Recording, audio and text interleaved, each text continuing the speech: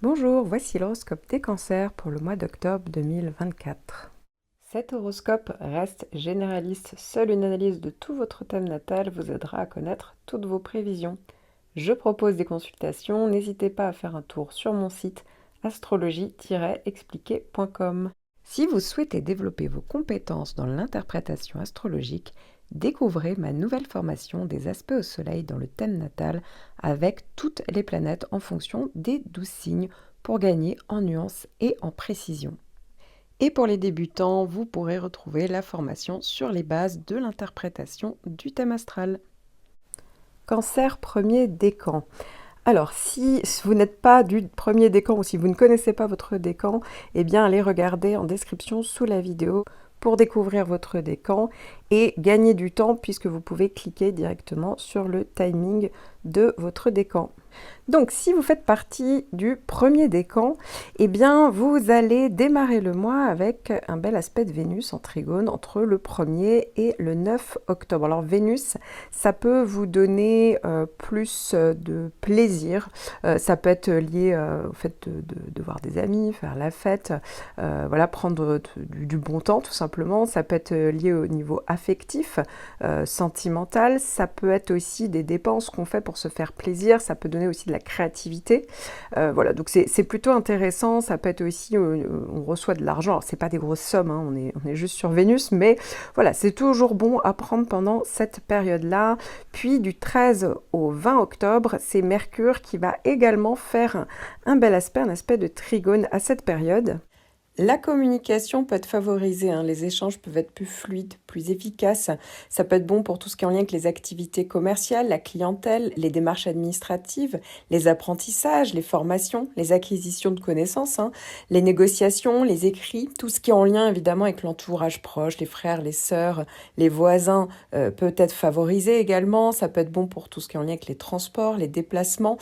Ça favorise également la concentration, les prises de décision plus rationnelles et la capacité d'adaptation, la flexibilité. Je vous encourage à vérifier tous les transits qui influencent évidemment l'ensemble de votre thème natal, car cet horoscope ne représente que 10 à 15% de vos prévisions complètes. Si vous souhaitez une analyse plus détaillée et personnalisée, je propose des consultations sur mesure pour vous accompagner de manière plus approfondie.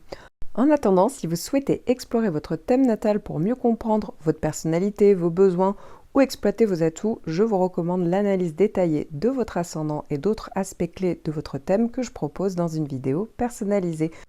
Vous trouverez le lien en description. Cancer, deuxième décan, vous avez toujours en toile de fond la grosse planète, c'est Saturne, en bon aspect, en aspect de trigone, donc c'est plutôt positif et constructif ici. D'autant plus que vous allez avoir la planète Mars qui va venir rendre visite et vous allez avoir son premier passage dans votre signe. Vous allez avoir donc une conjonction dans votre signe, mais surtout dans votre décan entre le 22 septembre et le 11 novembre. Et il faut savoir que ça sera le premier passage. Pourquoi? Parce que Mars va venir faire une boucle de rétrogradation. Donc il y aura 3 passages en tout. Alors c'est évidemment étalé sur plusieurs mois. Ici, il faut retenir la première période, hein. Évidemment, je ferai un point quand Mars sera rétrograde. Mais donc ça peut vous donner pas mal d'énergie. Alors la chance que vous avez en 2024, c'est que Saturne fait un bon aspect, un aspect de trigone. Donc ça veut dire ici que l'énergie n'est pas mal canalisée, c'est-à-dire qu'on ne part pas normalement trop sur l'impulsivité.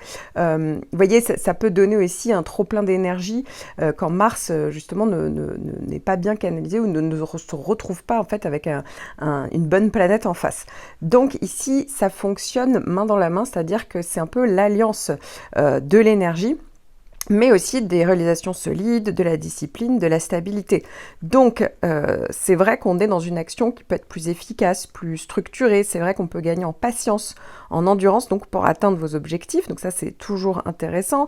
On peut être plus productif, hein, ça permet de réaliser des progrès plus constants, plus durables, en particulier dans des projets à long terme. Donc c'est toujours bon à prendre. Et c'est vrai que on gagne en persévérance, tout en soutenant en fait la confiance en soi. Donc c'est vrai que ça peut donner de l'assurance qui peut être favorable ici. Et puis, évidemment, ça va donner plus de stabilité dans vos actions, hein. Mars, c'est l'action. Et Saturne favorise cette stabilité. Donc, les décisions peuvent être plus mûrement réfléchies. C'est vrai qu'on est plus raisonné. Et donc, on évite l'impulsion tout en étant capable ici d'agir avec, comme je vous le disais, de l'assurance et plus de détermination. Alors, vous allez également avoir Vénus qui va finir faire un trigone du 1er au 9 octobre. Donc, vous avez vu, la première partie du mois, elle est très intéressante, puisque, en plus de ça, eh bien, tout ce qui est en lien avec les thématiques de la créativité, du monde artistique, esthétique, tout ce qui est en lien aussi avec le monde matériel, donc les dépenses, où on reçoit de l'argent, où on structure ses dépenses, où on réfléchit à comment mieux gagner sa vie, hein, ça peut être ça aussi, ou ça peut être tout simplement au niveau affectif, sentimental, mais en tout cas, ici, il y a quelque chose, il y a une bonne énergie constructive donc qui va se mettre en place sur cette première partie du mois, et vous allez également du 20 au 26 avoir Mercure en trigone, donc Mercure bien aspecté. Là, ça peut être beaucoup plus favorable à tout ce qui est en lien avec la communication, les négociations, les démarches aussi, les signatures de contrats. Ça peut être bien aussi pour l'acquisition de connaissances, les formations, les déplacements. Vous voyez, là aussi, c'est tout à fait indiqué, surtout donc en fin de mois. Je vous encourage à vérifier tous les transits qui influencent évidemment l'ensemble de votre thème natal, car cet horoscope ne représente que 10 à 15% de vos prévisions complètes. Si vous souhaitez une analyse plus détaillée et personnalisée, je propose des consultations sur mesure pour vous accompagner de manière plus approfondie. En attendant, si vous souhaitez explorer votre thème natal pour mieux comprendre votre personnalité, vos besoins ou exploiter vos atouts, je vous recommande l'analyse détaillée de votre ascendant et d'autres aspects clés de votre thème que je propose dans une vidéo personnalisée. Vous trouverez le lien en description. Cancer, troisième décan. Vous allez tous avoir Mars. Mars, c'est la planète de l'énergie, de l'action, donc en conjonction. Donc ici, c'est vraiment très marqué pour vous. Et en plus, vous allez avoir 3 passages en tout, alors étalés sur plusieurs mois. Donc ce premier passage aura lieu du 11 octobre au 4 novembre, donc ça va être une bonne partie du mois d'octobre, ce qui va parler pas mal d'énergie. Ici, on est dans l'action, c'est-à-dire qu'on peut prendre des initiatives. Alors, en fonction de votre place dans le décan, de votre date de naissance, eh bien, ça ne va pas tout à fait être identique. Si vous êtes né entre le 14 et le 21 juillet, vous avez le sextile d'Uranus. Uranus, j'en parle plus longuement dans votre horoscope annuel et même dans une vidéo que j'ai consacrée aux effets d'Uranus. Mais ici, c'est vrai que ça parle de changement, de modernité. Donc, avec Mars, on peut être dans une énergie plus innovante, plus audacieuse. Vous voyez, vous êtes peut-être plus prêt à sortir des sentiers battus, peut-être à explorer des nouvelles idées. Vous voyez, ça stimule quand même la confiance ou l'affirmation de soi. Ici, c'est vrai que ça peut parler d'action rapide, de changement parfois dans la rapidité avec des prises de décision rapides. C'est vrai que parfois ça peut être des choses imprévues, mais c'est pas négatif, donc c'est vrai qu'on peut agir avec plus d'assurance, de spontanéité, et donc on peut avoir des résultats positifs ici. Ça pousse aussi à libérer de certaines limitations, de peut-être parfois rompre avec des structures qui vous semblaient peut-être trop rigides ou des situations qui vous restreignaient, vous voyez, votre liberté. Donc ça peut se faire justement grâce à cet élan qui peut agir donc dans ce sens. Et de plus, Mars avec Uranus peut soutenir une phase d'innovation. Vous voyez, ça peut parler de plus de créativité.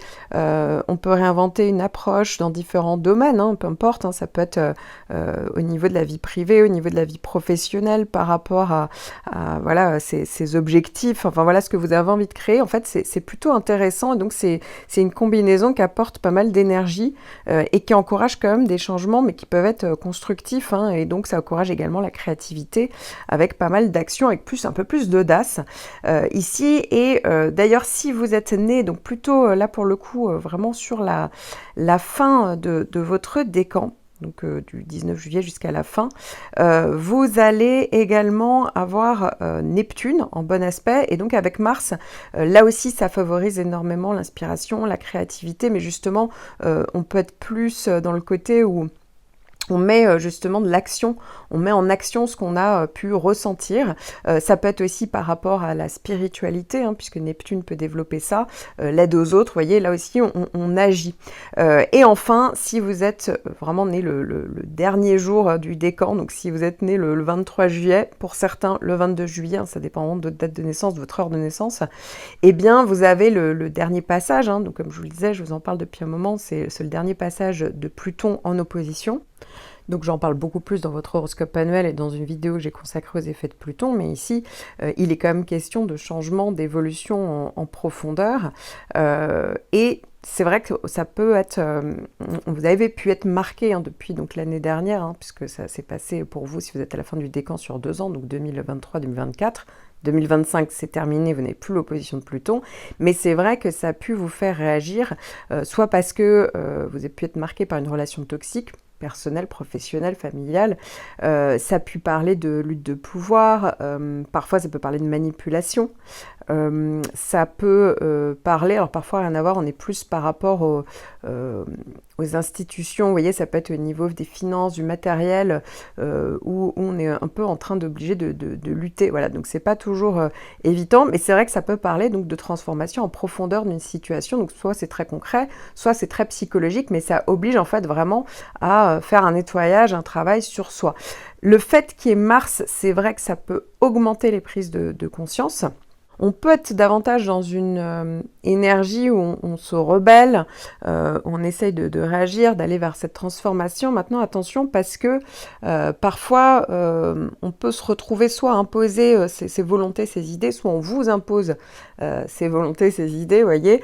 Parfois, voilà, ça peut être au niveau matériel, vous voyez, on se retrouve quand même contraint, il faut réagir, mais attention à ne pas non plus trop réagir, parce qu'on peut se retrouver à avoir des attitudes explosives d'agressivité parfois. Voilà, ça peut être verbal, ça peut être des confrontations. Alors ça peut venir de vous, effectivement, comme ça peut venir d'une personne en face. Donc voilà, vraiment, on essaye d'y aller légèrement, voilà, parce que sinon, c'est vrai que ça peut donner un trop-plein émotionnel comme ça.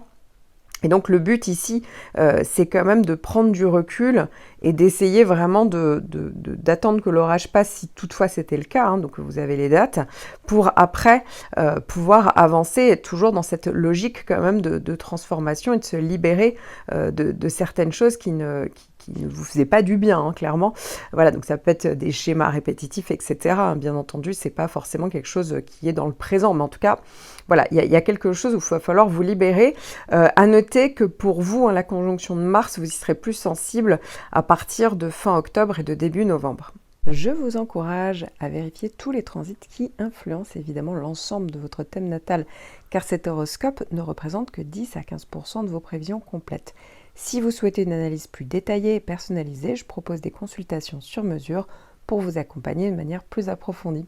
En attendant, si vous souhaitez explorer votre thème natal pour mieux comprendre votre personnalité, vos besoins ou exploiter vos atouts, je vous recommande l'analyse détaillée de votre ascendant et d'autres aspects clés de votre thème que je propose dans une vidéo personnalisée. Vous trouverez le lien en description.